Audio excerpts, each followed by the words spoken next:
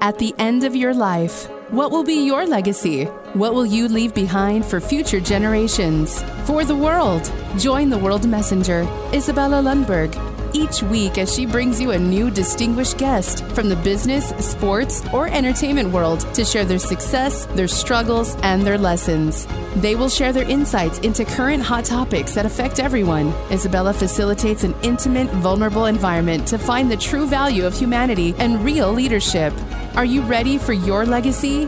The legacy that matters?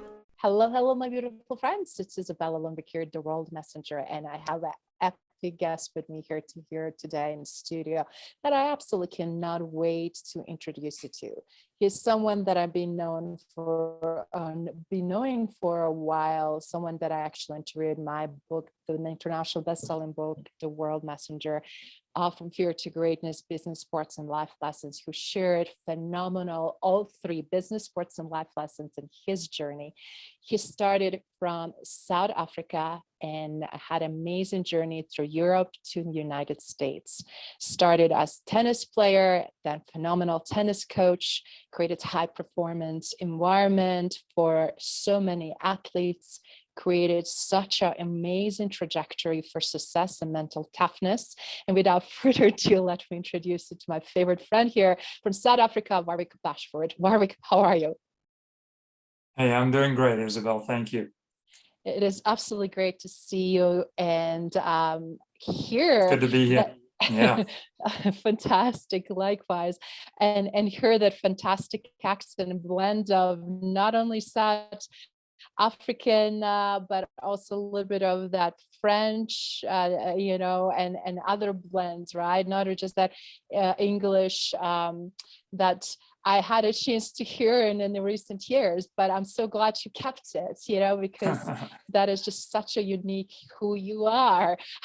And great to see you as well. You look fantastic, my friend. How is everything going? No, it's going well. It really is. As you know, I've been doing a 2-week fast and to get my health going, to restart the body clock, so to speak. At certain times in your life, you need to do this to kind of re-feel what it tastes, what good food tastes like, because, we put sugars and, sauces and things, and I'm eating food now that I used to put sauces on that I actually feel the taste like I was 10 years old. It's incredible. So having lost about 30 pounds plus and now rebuilding the muscle, I'm just feeling amazing.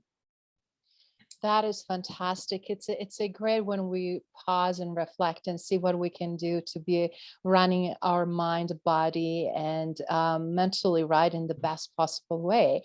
And a lot of times take sometimes extra these measures. But what prompts you to do that, Warwick, if you don't mind sharing? Because you're not only athlete for life and coach for life, which very few people continue to do.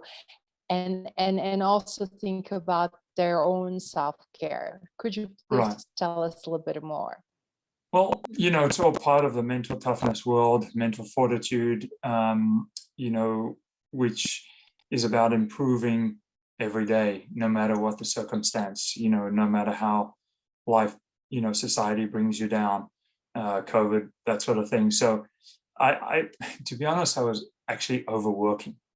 So when you work too hard, 60 plus hours a week, and it's both physical and mental, I attracted a thyroid issue, a nodule that is benign, thank goodness. But, I just felt sluggish. I felt my body slowing down and it just didn't feel right. I got COVID, which gave me a clot. So my blood just, thickened, and I thought, there must be another way. So I looked into how to fast and reset one's body through a herbalist based out of Australia.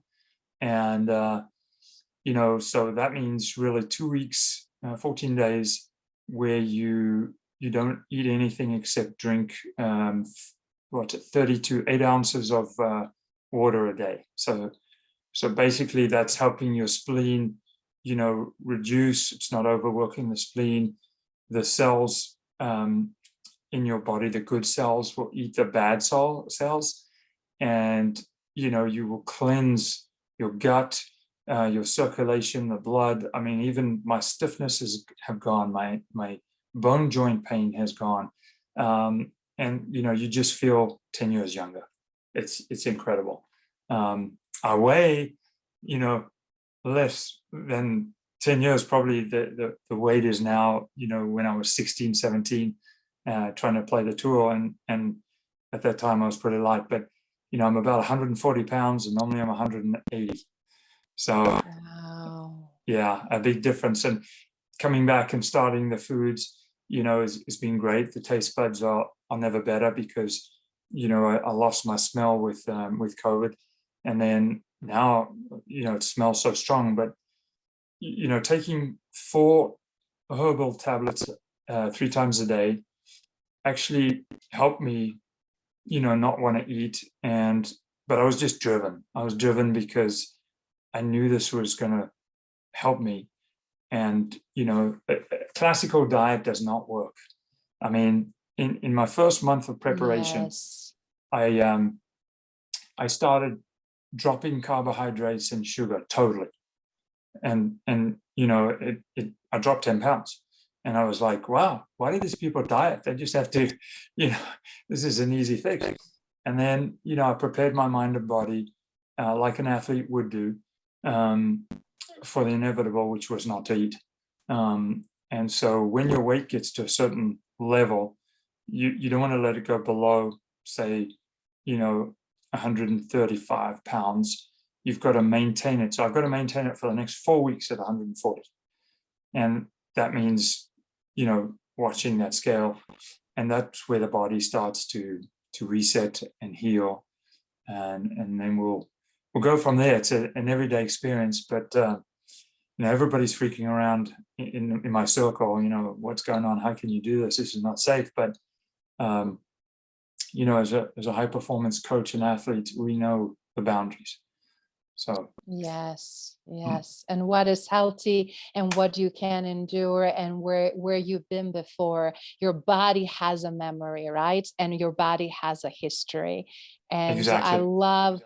I love what you shared with the audience here, because so many people, as you know, are suffering, right? They're suffering mentally, emotionally, physically, and a lot of those things is now being mixed and matched, and a lot of people don't see way out. Some people gain weight, some people feel inflammation, regardless. And then also emotional stressors and fatigue, right? How emotionally we can overcome. And if we're not putting ourselves out of comfort zone, we never know what we're capable of, right? Right. Oh, for sure. I mean, I love being out of my comfort zone, because it the more difficult the challenge, the stronger, the will I have to get through it. Because as a tennis player, you're losing and you want to win, and you got to figure a way out. And it might not be in the match; it might be in the practice session afterwards, where you have to improve your strokes or your focus, fitness, nutrition, and that's really what my life is about. It's a constant and never-ending improvement consciousness. So I'm never satisfied. If I'm one in the world at anything, I want to be better. Yes, and that is the beautiful desire, to be the best version of yourself, not competing what others are doing, but what are you doing to better yourself. For so everyone that don't have much exposure and understanding how amazing you are, if you don't mind, let's also now take people a little bit of the journey. Like, this is where you're at today, which shows that you are not only athlete for life, as I call it, because so many people, after they hit certain age, they feel like semi-retired or retired, and they truly don't pay as much attention on their overall well-being. Same thing as a coach, they feel so much that they need to push forward with others and their performance, but they don't necessarily stay as agile on top of their form. And you are a living example what life coach looks like, or coach for life, or athlete for life looks like. Walking that talk. But that did not start very easy for you. Do you No. mind sharing a little bit of your journey for everybody that also wanted to read in the book, obviously? But you started with very, very humble beginnings in South Africa. And please tell audience, how did you build this amazing mindset? Well, obviously, that's a deep question, and there are a lot of circumstances, but I'll try to be short because it could take us 3 hours. But, growing up in South Africa, we were, from small, humble beginnings. I learned to play tennis with no tennis shoes, just on the dirt, and, fell in love with it. And, eventually had a desire to leave South Africa to go to the UK, London, England, to train where the biggest tournament in the world was, Wimbledon, right? You're like, wow, this is the biggest tournament. This is the only one we see on TV. That's the motto. Yet when my parents, decided to help me by following my dream, they immigrated to England. And, my dad got a job and just a humble job. But, I got to England and was really disappointed because, the English weren't that great at tennis. They had the best tournament in the world.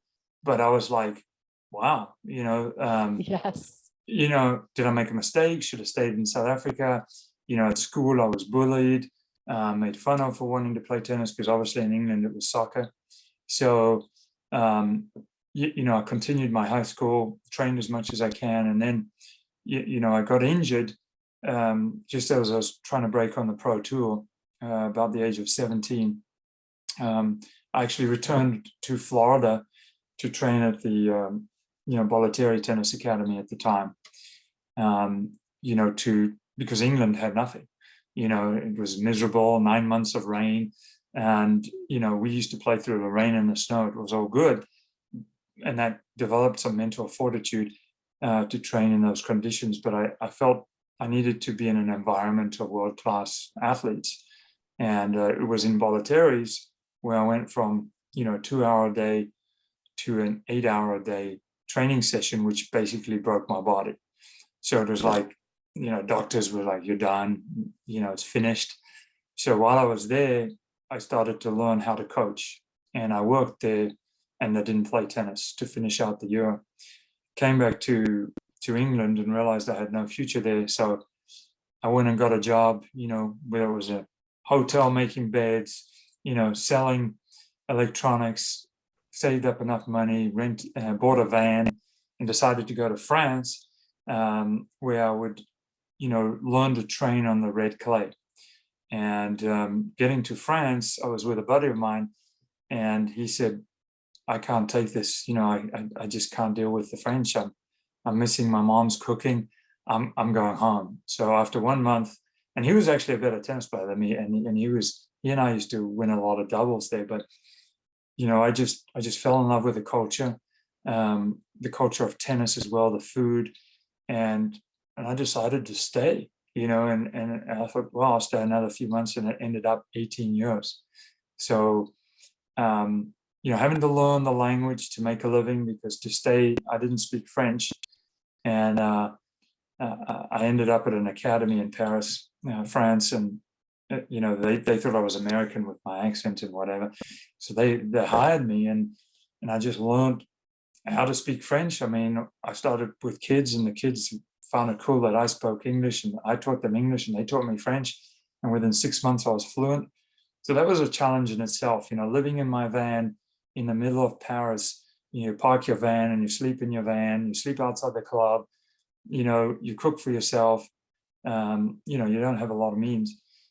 And so, during my time in Paris, I obviously got better at coaching, and I studied this for many years. And, while I was there, I started different businesses. And then one day, I was at Roland Garros, and I met a young lady's agent, Amelie Mauresmo. Well, the agent was Izabela. Yeah, same as you, Izabela. And, we got introduced, and she was looking for a coach, and I ended up training the future number one in the world on the WTA tour. So, Wow. left my business. Yeah. It was a 1 in a million shot. I actually met my old fitness coach in Florida who was dating the agent of Amelie Mauresmo. So he introduced me. We met. Emily and I hit it off, and we went to Wimbledon a week later.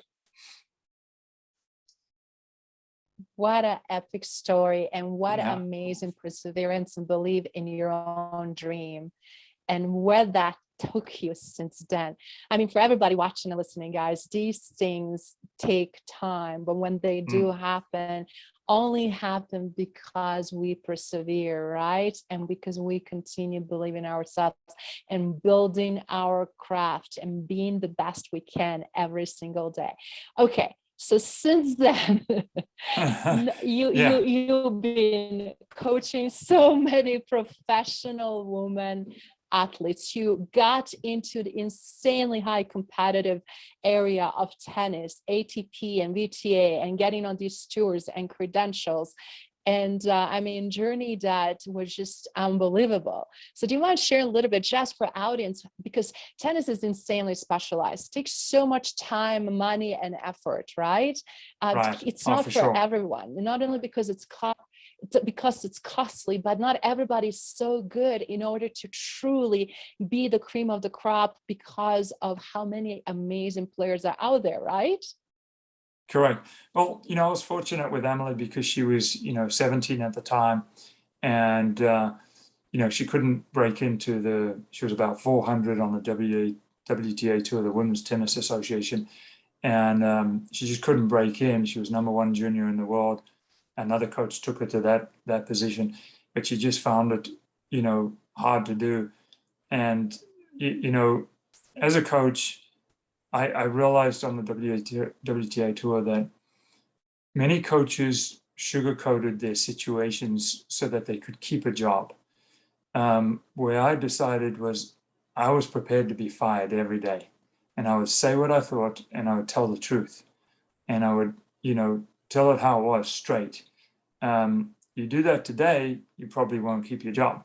But, Emily respected me for telling her the truth. And I said to her, you can be number one in the world one day. And she said, nobody's ever told her that. And I said, well, maybe they were afraid to because they didn't know if you could. But I believed sincerely that she could be a future number one. And from that moment, everything I said, she would just take to heart and work like crazy. And, thus the rest is history. But, following that player, I went into with other players, lost those positions because I would, I didn't tell the player what they wanted to hear. I told them what they needed to do to improve. And, it's almost like an objective, not a subjective situation. We're so used to being subjective in our lives, and politically correct. And I was just going straight at it. And, I was driven and motivated myself to, I put out bets, okay, if, you can do this, I'll shave my head. Or if you can do this, I'll do, this fitness workout. And, it inspired the players. And so that's where the success came, because people said to me, what did you do to change this player? She's not any different. I said, well, she is, because she believes in herself. So I helped players on the WTA tour believe in themselves. Which is, when we see it as the public, we think they're all mentally tough, but they're very sensitive people. So yeah, that's how it all started. I really was lucky, because on the Pro Tour today, I don't think it's going to be that easy to be as direct. And then, from then on, I had an opportunity with Marcus Bagdatis.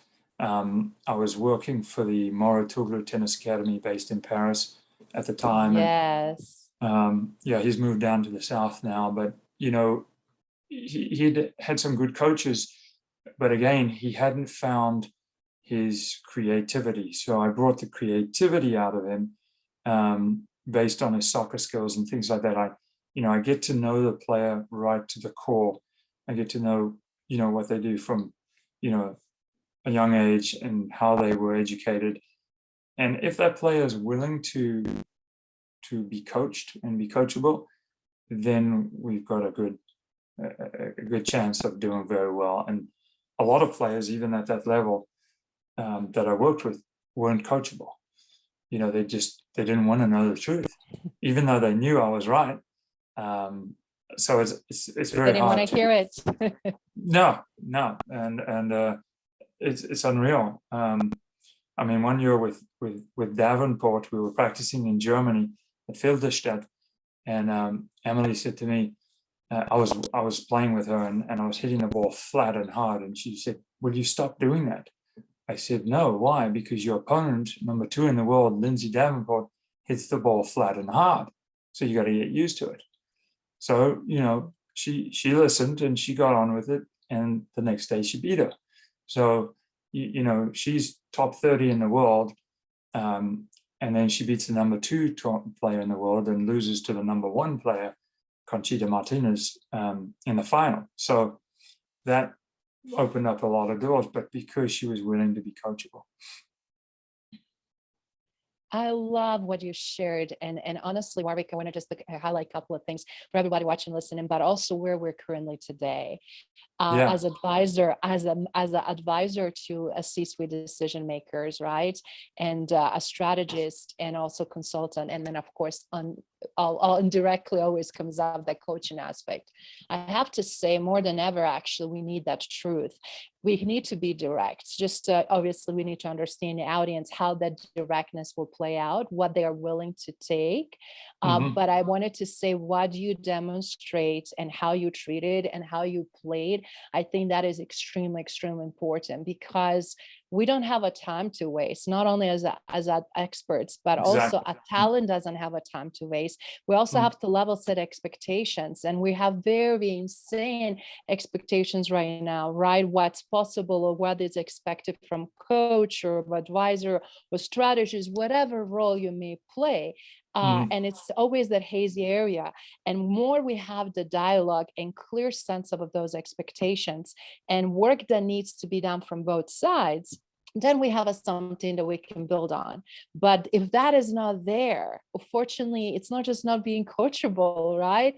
But it's mission impossible, because you can be working all the time and exhaust yourself, but if others are not pulling the weight and doing their part, it's going never bring the results, but that is not going to ever reflect on your capacity and your capability, what you're capable of achieving. So I just want to say kudos you for following your instincts, for being so brave and actually breaking into coaching women on the world scale in such a competitive industry, and finding their trust and finding the ways to navigate, which was extremely difficult. And then back for a second, for everybody, if you didn't hear very correctly or understood what that meant, when he was talking about Mortolongo's Academy. I'm sorry, I always trip on his last name. Yes. Last name. That is academy where Selena's William coach was training Selena for, I believe, over a decade, right? They were being together for quite a bit of time. About 10 years now. Yeah. Yes, that's what I thought. And what's so interesting, guys, is for you to be working with him and supporting his academy and helping build framework and expand on things. That is such a, like, it's elite, top of the top in the world, guys. And Warwick played again against all odds in such an amazing, brilliant way, contributing. And again, I just love you, how humble you are, but I wanted to accolade and really put in perspective for everybody watching and listening what that really means on the larger scheme of things. And now we're getting into that tennis mental toughness, something you created and you're so proud of it. Do you mind sharing a little bit how all that came from experience to that point, please? Sure. I mean, you know, obviously, circumstances in my life, personal circumstances, a separation and divorce from my first wife, 3 kids, something that when I came to America, because of that, I lost everything, and, lost custody of my children, lost, my house, my car, everything went to the French, side of things. So coming to America with $500 in your pocket really was difficult because, I had to start over. Fortunately, I ran into a family that knew me from the Pro Tour, and they wanted me to coach their young daughter, not to be a professional tennis player, but to believe in herself to the point that she could win the Nobel Prize in some sort of field. So their expectations were very high. So I was more of a mentor, coach, life coach. She wanted to play tennis. She wanted to learn how to play like the pros, but not necessarily play. And long story short, I spent 3 years with her, and she went on to, some colleges in the States and played, but she wasn't wanting to play. Her struggles ended up helping her become one of the best doctors in Miami right now. So,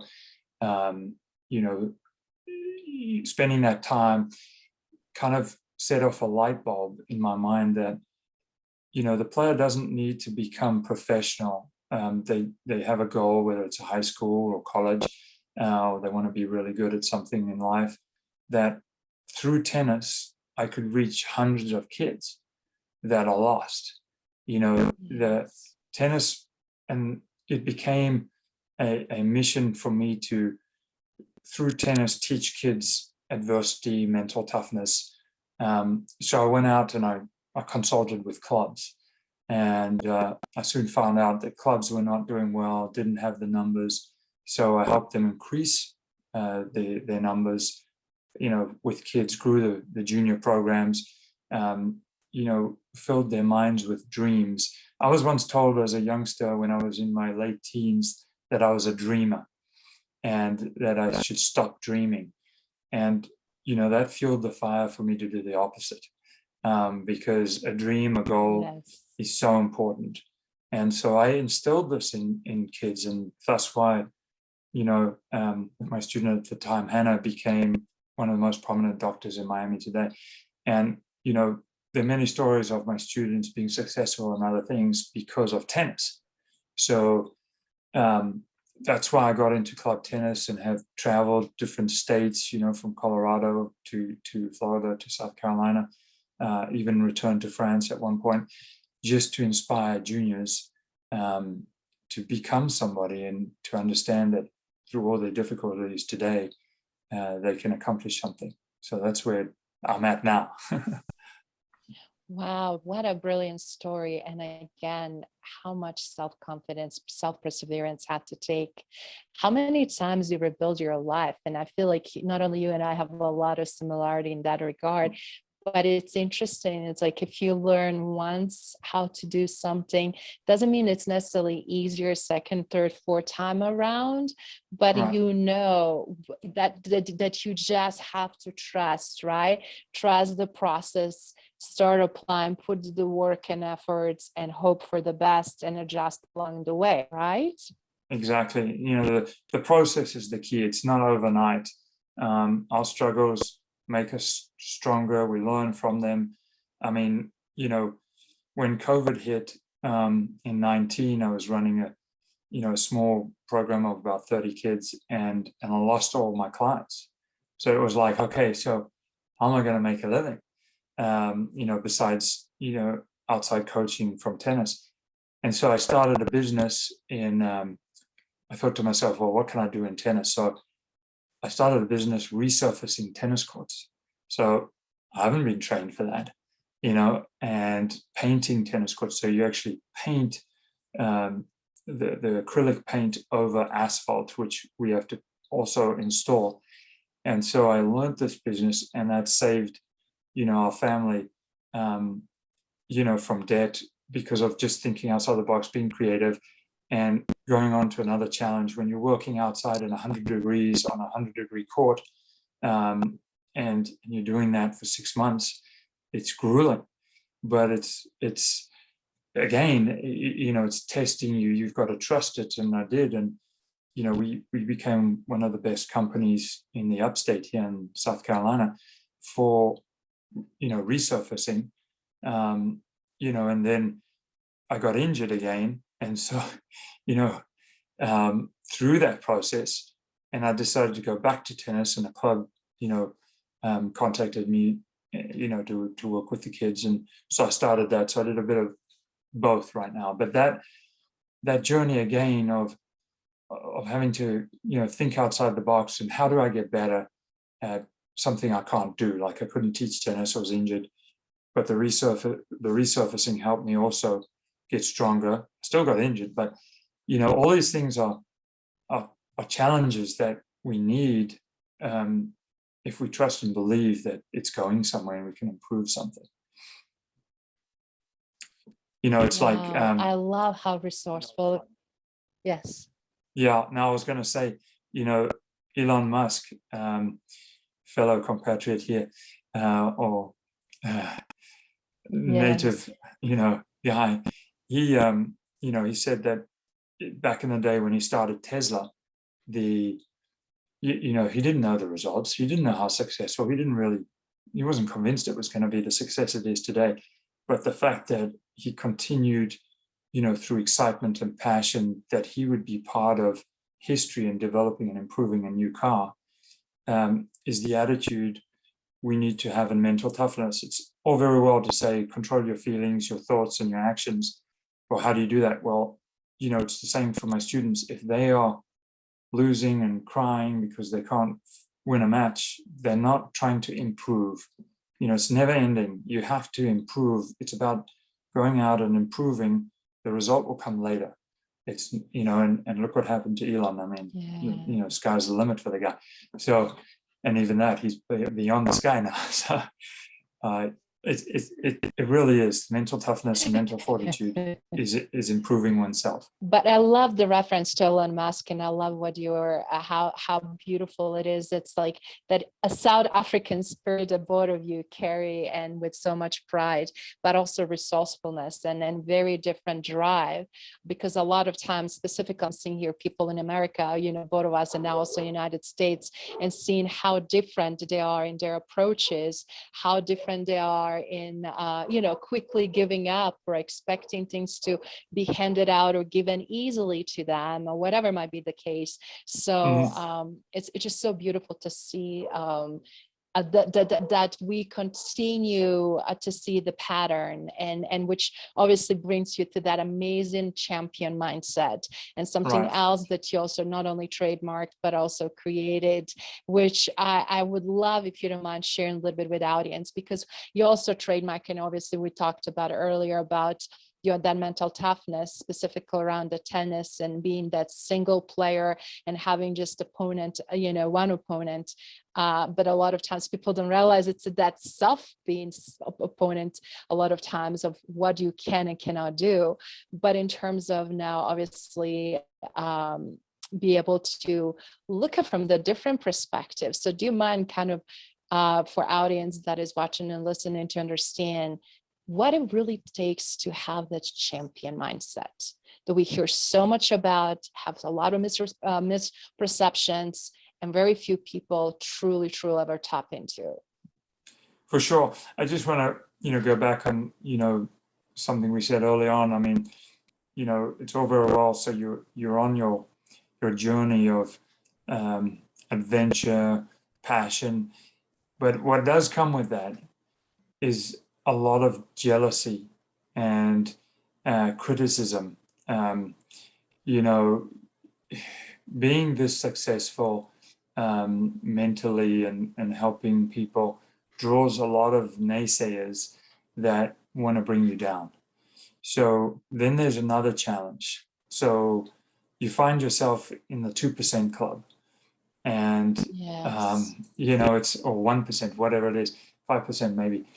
95% of the population doesn't understand it. And so they're on your back, they're putting you down, criticizing you. So then you have to sort of dive into another form of mental toughness, because, you're told you're not doing things right, or, you've got parents who don't believe in what you're doing is right. And you're like, well, I've been successful. Why do you want to look another way?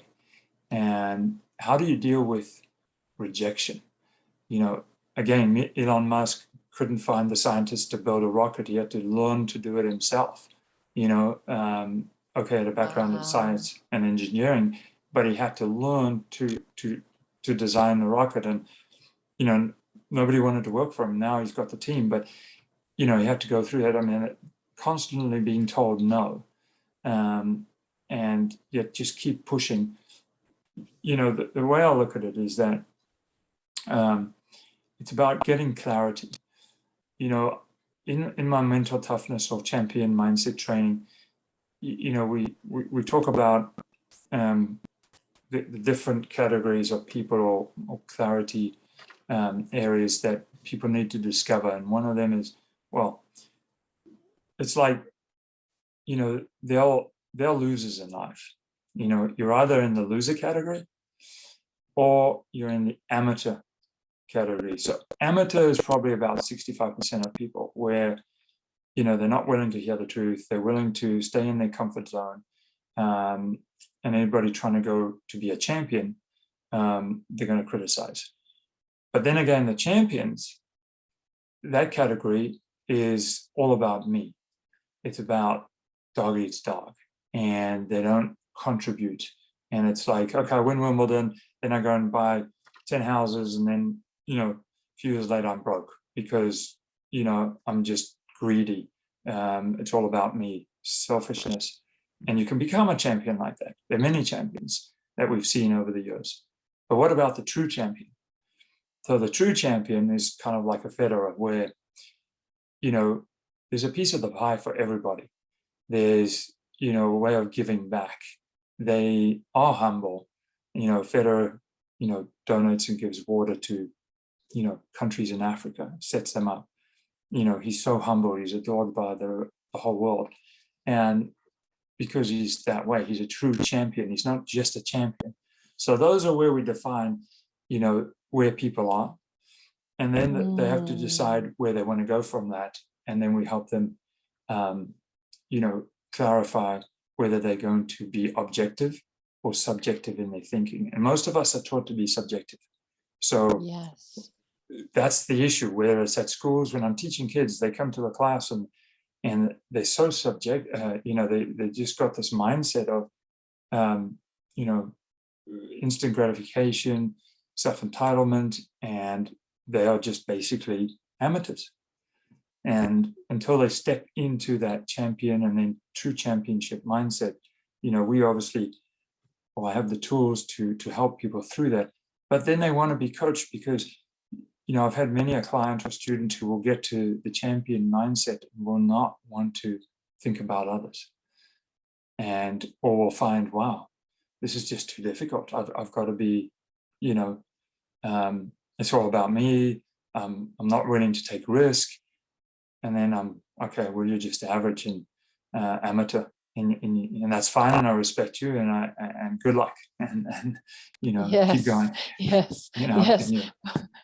I can't coach him, and so it is a difficult process. I mean, for me to do what I did in the fasting, it takes that special mindset because you want to improve yourself. It's like my students. Okay, coach, my forehand's great, but how can I be the best in the world? That's the client I'm looking for,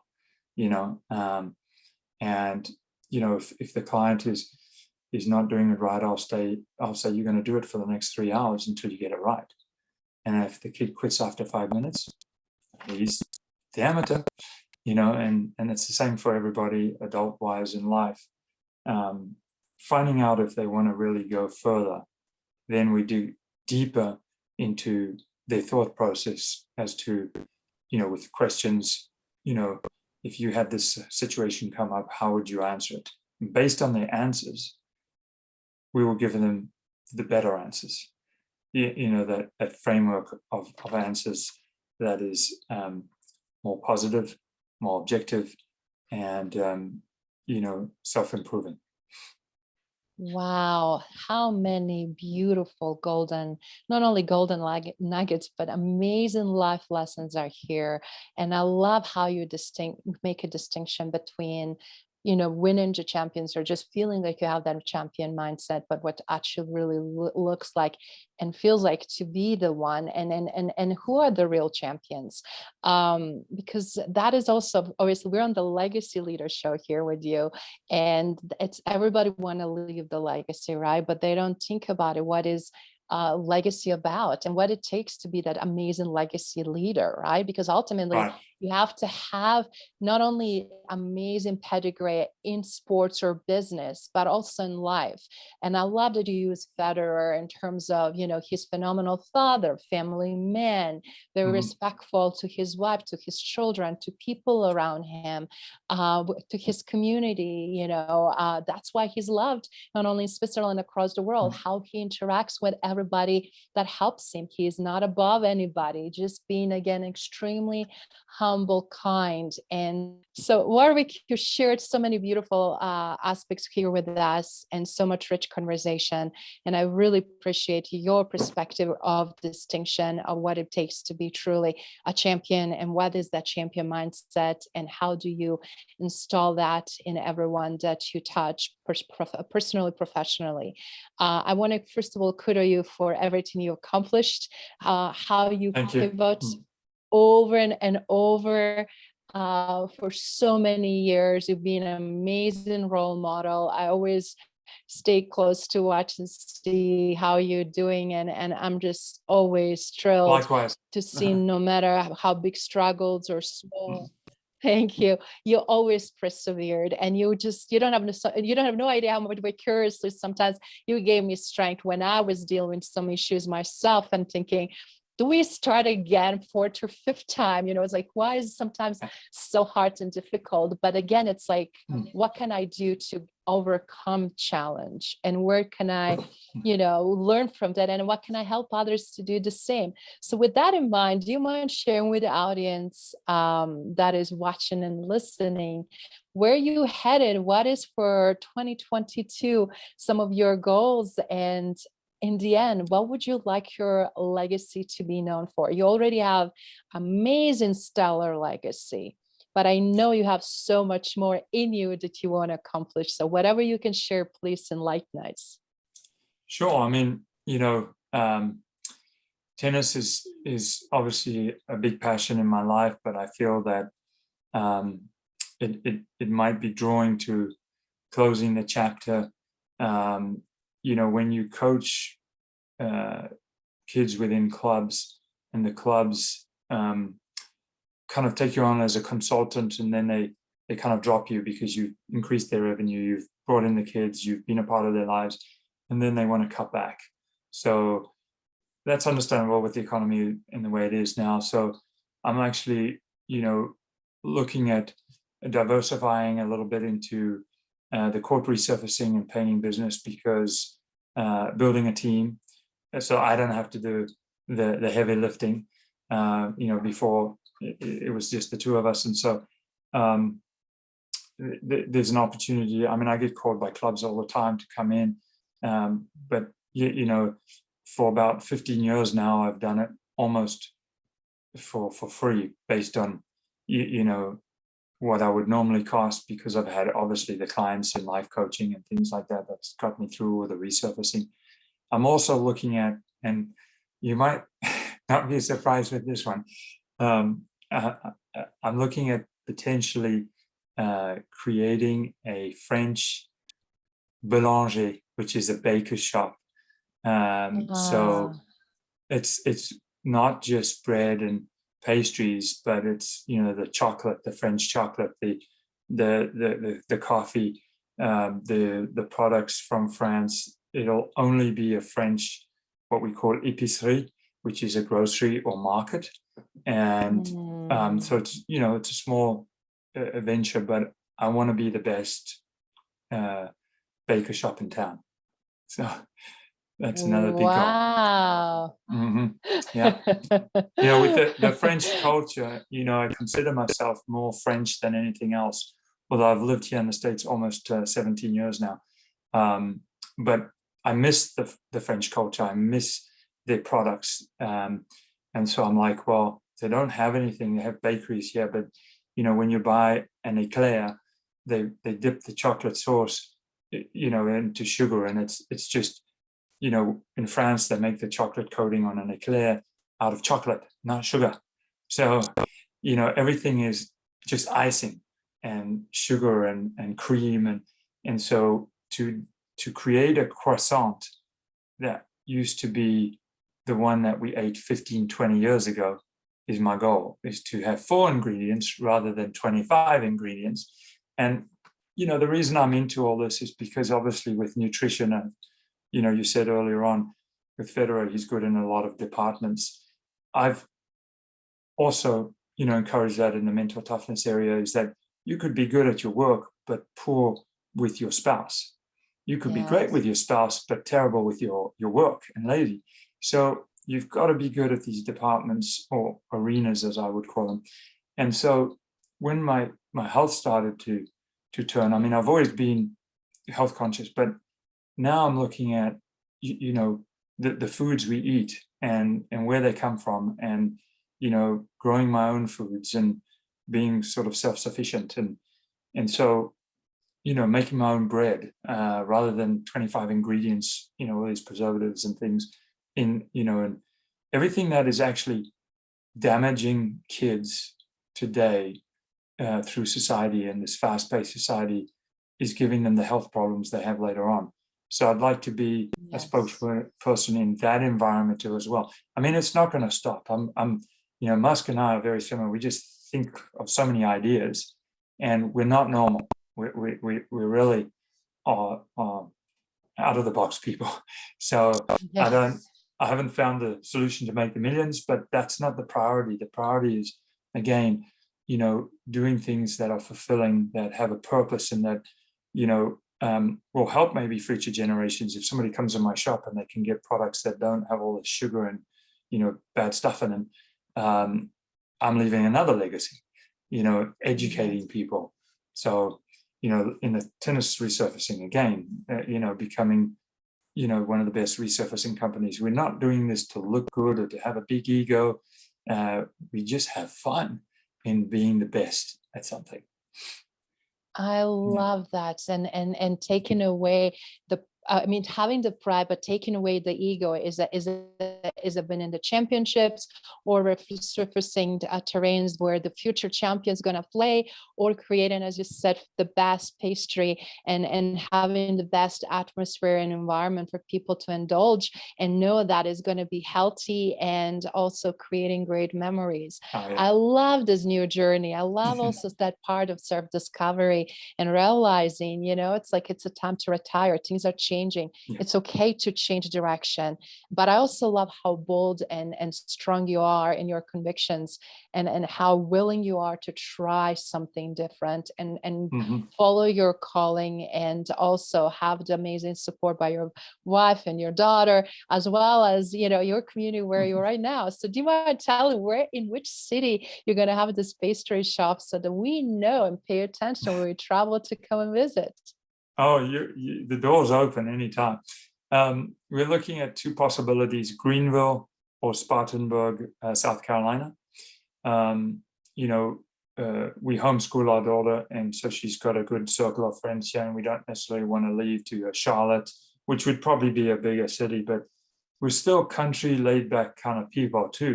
We enjoy the country, and we don't want a big city. But Greenville, I know very well. We've been on and off in South Carolina for about, I'd say, 11 years living here, on and off. We went to France in the middle and to Colorado. But this is an area that's growing. Many people coming from different states. Jobs are skyrocketing. There's growth. Everything's happening here. So that's I think where we'll be, and we would dominate the North and South Carolinas in the resurfacing, because, to be honest with you, there's nobody really willing to work hard.